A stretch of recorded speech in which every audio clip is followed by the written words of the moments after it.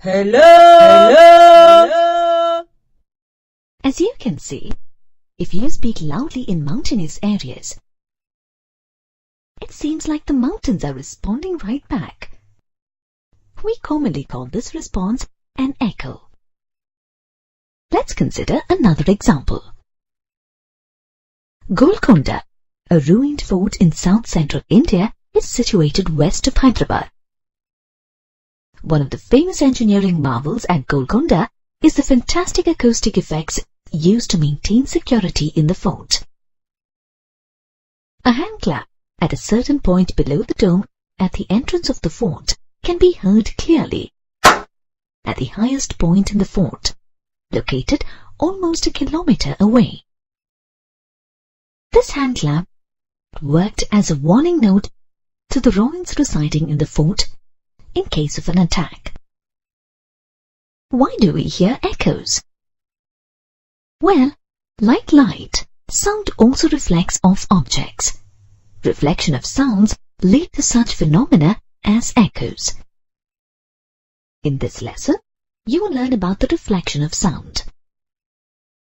At the end of this lesson, you will be able to define reflection of sound, verify laws of reflection of sound, explain the concept of an echo, calculate the minimum distance required to hear an echo, list the applications of multiple reflection, define reverberation, explain the structure of the human ear, define the ranges of hearing for infrasonic sound, audible sound, and ultrasonic sound.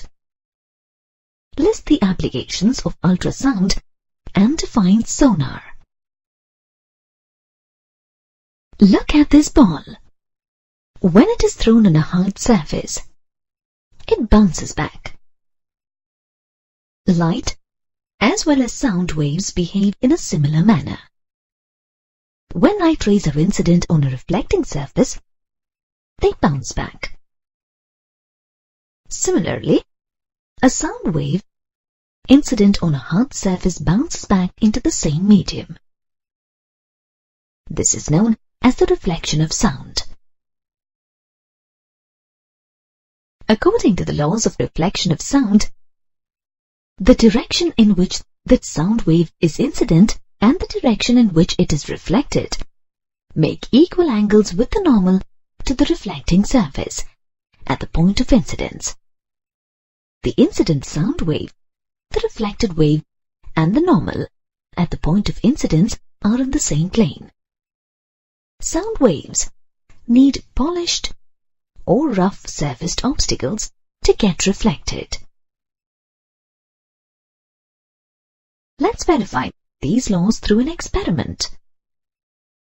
To set up the experiment, we take two identical hollow pipes, PQ and RS, each about 2 feet long. We place these pipes on the surface of a table near a wall so that their axes intersect at point O on the wall as shown. Then, we keep a clock near the end P of the pipe. Finally, keep a cardboard vertically in between the pipes, so that the sound of the clock at P cannot be heard directly at the end S of the pipe RS. Now we try to hear the sound of the clock from the end S of the pipe RS. The angle of the pipe RS can be changed by tilting it in a horizontal plane about the point O. The sound is very feeble, isn't it? That's a little better. Wow, that's quite clear, right? Oh ho, this angle is not so good. The sound has become feeble again. A feeble ticking sound can be heard through the pipe RS in random positions. Fix the position of the pipe RS at the angle where the loudness of the sound heard is maximum. Let's now measure the angle between the axis of the pipe, PQ, and the normal to the wall at the point O. This is the angle of incidence, I, for the incident sound wave. Now, we'll measure the angle between the axis of the pipe, RS, and the normal to the wall at the point O. This is the angle of reflection, R, for the reflected sound wave. You can see that the angle of incidence is equal to the angle of reflection. Now, try changing the orientation of the pipe, RS, by tilting it vertically. The audibility, that is, the loudness of the reflected sound, decreases. This is because, when tilted vertically, the plane of the reflected sound wave is different from the plane of the incident sound wave. In this situation, only parts of the reflected sound wave pass through the pipe RS. This confirms that the incident wave, the reflected wave, and the normal all lie in the same plane. We already saw what happens when you shout in an open air in the mountains. Let's now observe this boy shouting into a well. This is an experiment. Did you hear that? That was the boy's voice reflected back from the water in the well. In our daily lives, we call this sort of a reflection an echo. Thus, an echo is repetition of sound that results as a reflection from a surface. Here's an interesting fact about the origin of the word echo. According to Greek mythology, Echo was a nymph who had the job of talking incessantly to Hera, the queen of gods, so that her husband Zeus would not get caught in his misdeeds. Hera caught on to Echo's tricks and cursed her to only be able to say what others had just said. Thus, reflection of sound can be attributed to Echo talking under the curse, repeating what you say. Hello! You may be wondering why you don't hear an echo for reflection of every sound. To explain this, let's observe a scenario where a man standing in front of a cliff shouts, "Hello." Hello! Hello! Did you hear that? There was a clear echo. Now, let's see what happens if the man moves closer to the cliff and shouts, "Hello" again. Hello! In this case, there was no echo when the man shouted. Why do you think you could hear an echo in the first position but not in the second? Try and analyze what changed in the second situation. Nothing but the distance of the man from the cliff, right? It is the distance that is making a difference. We cannot hear an echo unless the reflecting surface is beyond a specified distance from the source of the sound. In this case, it was the man shouting hello. To find out how this works, let's examine how our brain processes sound. The sensation of sound persists in our brain for 0.1 second. Therefore, to identify an echo, the time interval between the reception of the original sound and the reflected sounds should be at least 0.1 second. So, how much distance do we need between the source of a sound and the reflecting surface to be sure that we will be able to hear an echo? Let's find out. The speed of sound at a given temperature, say 22 degrees Celsius, is 344 meters per second. Consider the echo produced by shouting on a cliff. Let d be the distance between the source of sound, in this case, the man, and the obstacle, in this case, the cliff. The distance travelled by the sound wave from the source to the obstacle and back to the source is equal to 2d. To hear the echo, the duration in which the reflected sound travels back should be at least 0.1 second. Therefore, by using the expression of speed, the distance travelled by the sound wave is equal to the product of the speed of the sound and the time for which a sound persists in our brain. On substituting the values and simplifying, we get the distance is equal to 17.2 meters. Therefore, the minimum distance required to hear an echo is 17.2 meters. Note, this distance will change with the temperature of air, as the speed of sound changes with the temperature of air.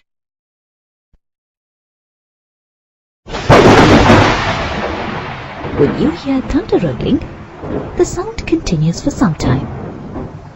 The rolling of thunder is due to the successive reflections of sound from a number of reflecting surfaces, such as the clouds and land. This is called multiple reflection of sound. Thus, multiple reflection of sound is the successive reflection of sound from various reflecting surfaces. We find many useful applications of multiple reflections of sound in our daily life. A doctor using a stethoscope to give you a checkup is a very common sight. A stethoscope uses the principle of multi-reflections to help the doctor hear your heartbeat. Let's take a look at how it works. The chest piece of the stethoscope consists of a plastic disc called the diaphragm, which is placed on the patient's body.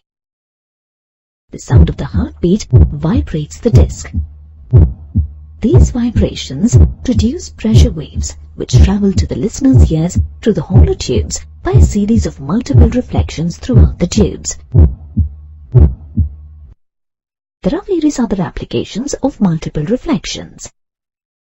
Megaphones, horns, and musical instruments like trumpets are designed to magnify amplitude of the sound and reflect and propagate sound waves in a particular direction.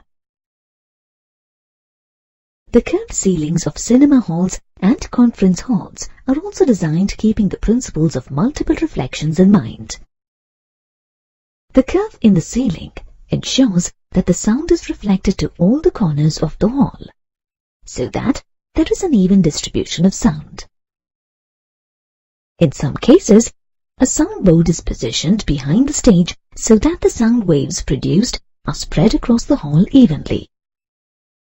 However, in cases where these halls are not designed properly, multiple reflections can lead to uneven distribution of sound.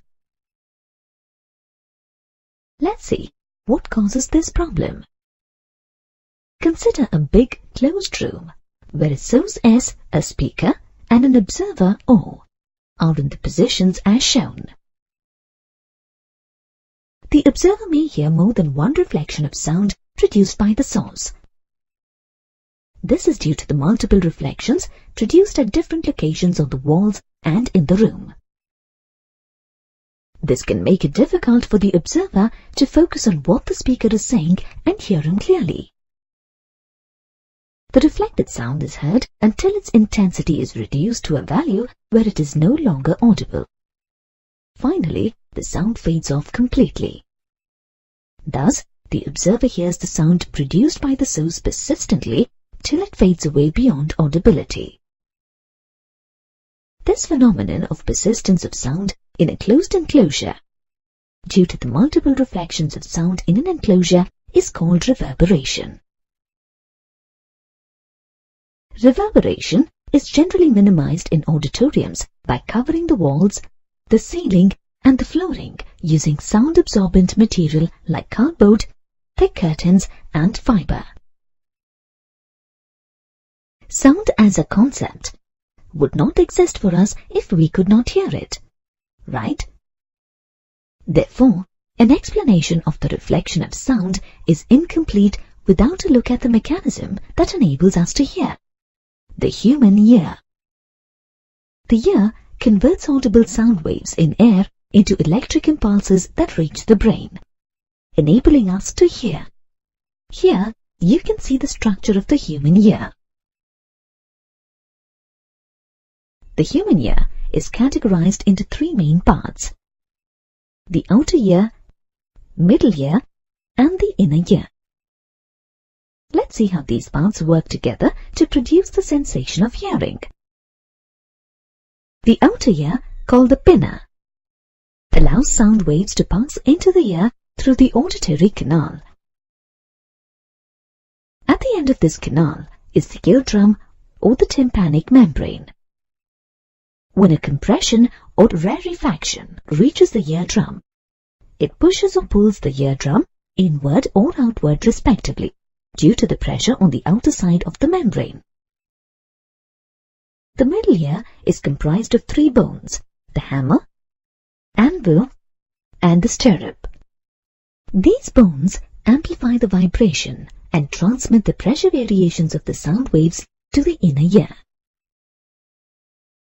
The inner ear is comprised of various parts, including the cochlea and an auditory nerve. The cochlea converts the pressure variations into electrical signals. Then, these signals are transmitted to the brain through the auditory nerve. These electrical signals are interpreted by the brain as the appropriate kind of sound. Hearing aids help us compensate for any shortcomings in our hearing capabilities. So, how does a hearing aid work? A hearing aid is a battery-operated device that receives sound waves through a microphone. This microphone converts sound waves into electrical signals, which are amplified by an amplifier. The amplified signals are sent to the speaker of the hearing aid. The speaker converts them into sound waves and sends them into the ear at a volume that the ear can clearly hear.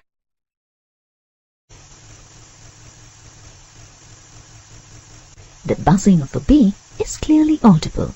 In fact, sometimes we wish it wasn't so loud. However, though we can see the pendulum vibrating, it doesn't seem to be producing a sound. Look at the boy straining to hear the sound of the pendulum. We are unable to hear some of the sounds produced around us because sounds vary in their frequencies. A human ear can only hear sounds that are within a frequency of 20 Hz to 20,000 Hz. This range of frequency is called the audible range. We cannot hear sounds with a frequency lesser or greater than this audible range.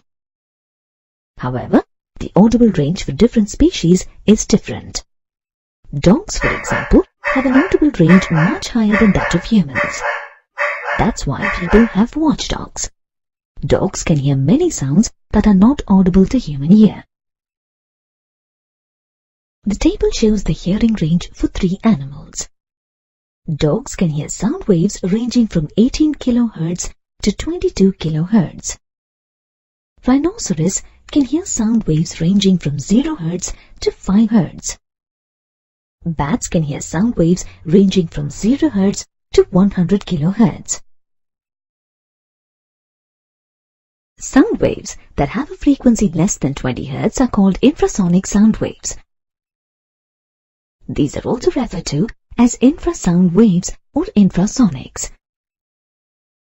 Similarly, sound waves that have a frequency greater than 20,000 Hz are called ultrasonic sound waves. These are also referred to as ultrasounds or ultrasonics. A summary of the various ranges of sounds is shown here. What does the word ultrasound remind you of? Yes, it commonly refers an ultrasound scan that helps check on the health of a baby in a womb. Ultrasound scanners enable us to obtain images of internal organs of the human body. Even though we cannot hear them with our naked ears, ultrasonic sound waves have a wide range of applications in several fields, such as medicine and industry. For example, ultrasounds are used in a technique called echocardiography. This technique is used to diagnose any defects in the heart by obtaining the image of the heart. Ultrasonic waves are made to reflect from various parts of the heart, and the reflected waves form the image of the heart. Ultrasounds are also used for medical treatment. For example, it is used to help people suffering from kidney stones. Ultrasound waves are used to break the stones into fine grains so that they can be released from the body through the excretory system. In industrial applications, ultrasounds are generally used to clean parts located in hard-to-reach places. For example, in spiral tubes, odd-shaped parts, and electronic components. Here's how the cleaning is done. The relevant object is put in a cleaning solution, and these sound waves are sent into that solution. Due to the high frequency of the waves, the dust and dirt particles detach from the object, leaving it clean and dust-free. Ultrasounds can also be used to detect cracks and defects in metal blocks. Cracks or air bubbles present inside a metal block are invisible from the outside. To detect these cracks, ultrasonic waves are passed through the metal block, and detectors are placed on the other side of the block to detect the transmitted waves. On encountering a crack or an air bubble, the ultrasound gets reflected back, indicating the presence of the defect. Sonar stands for Sound, Navigation and Ranging. Sonar is a device that uses ultrasonic waves to measure the distance, direction, and speed of underwater objects, or the depth of sea beds. It consists of a transmitter and a detector fitted at the bottom of a ship. Let's see how it works. The transmitter produces and transmits ultrasonic waves that travel through water and reflect back after striking objects or the seabed. The detector catches the reflected rays and converts the ultrasonic waves into electrical signals, which can be suitably interpreted. The distance of the object that reflected the sound wave is calculated using the speed of sound in water and the time interval between emission and reception of the ultrasound. This technique is useful in determining the depth of the sea and to locate underwater hills, valleys, submarines, icebergs, and sunken ships. Let's consider an example where we use this technique to determine the depth of the sea. Let the distance from the ship to the seabed be d. The sound wave sent to the seabed has to travel twice the distance from the ship to the seabed. That is, from the transmitter to the seabed and back to the receiver. Twice the distance d is equal to the product of the speed of the sound wave in water, v, and the time interval between emission and reception of the ultrasound. Thus, the depth of the seabed is equal to half the product of speed of the sound and the time interval. Here is an example of a species that uses its personal sonar to obtain its food. A bat emits high-pitched ultrasonic squeaks that hit the obstacle or the prey and reflect back to the bat's ears. Based on the reflections received, the bat is able to determine the nature and location of its prey. This brings you to the end of this lesson on reflection of sound. In this lesson, you learned how reflection of sound results in echoes and reverberation. You also learned about applications of reflection of sound and the working of the human ear. The section on solved problems provides you an opportunity to review some model problems based on these concepts. To revisit the key points covered in this lesson, please review the flashcard.